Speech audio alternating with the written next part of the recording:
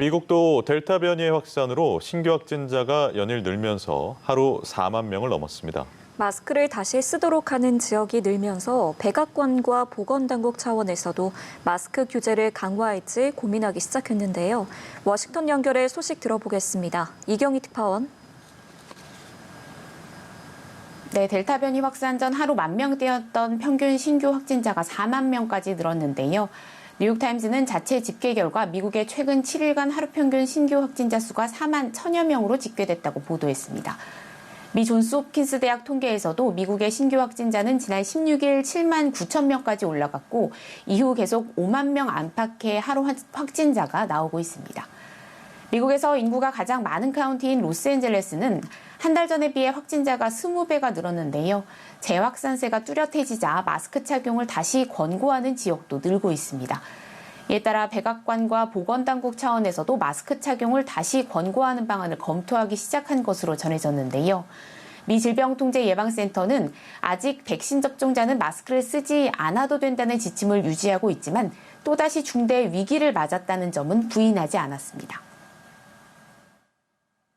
The Delta variant is more aggressive and much more transmissible than previously circulating strains.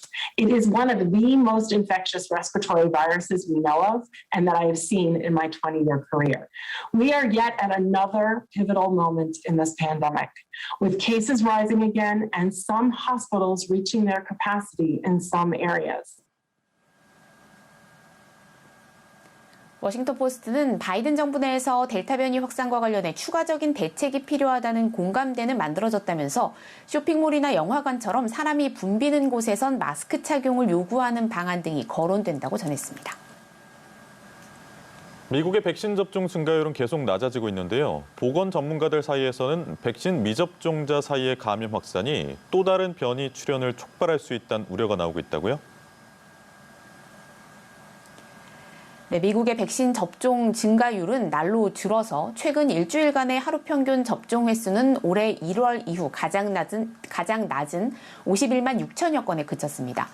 전체 인구 대비 완전 접종률도 48.8%에서 높아지지 않고 있는데요. 미 식품의약국 자문위원인 폴 아핏 박사는 코로나19 확산의 여파는 직접 감염된 사람에게 미칠 뿐 아니라 변이가 생겨날 위험성도 높인다면서 백신으로 유도된 면역 효과에 훨씬 더 큰 저항력을 지닌 변이를 만들 기회를 얻게 될 것이라고 경고했습니다. 미 보건당국은 전체적인 증가율은 미미하지만 예방접종률이 낮아 감염 확산이 급속하게 이루어지고 있는 지역에선 뒤늦게 접종률이 올라가고 있다는 데 주목하고 있는데요. 백신 접종률이 낮고 신규 감염자가 많아 핫스팟으로 분류되는 아칸소, 플로리다, 미주리 등 5개 주는 전국 평균에 비해 신규 예방접종 비율이 더 높았다고 밝혔습니다. 이에 따라 보건당국은 상대적으로 홍보가 덜 된 농촌 지역 등을 중심으로 백신 접종 독려 활동을 강화하겠다고 밝혔습니다. 지금까지 워싱턴에서 전해드렸습니다.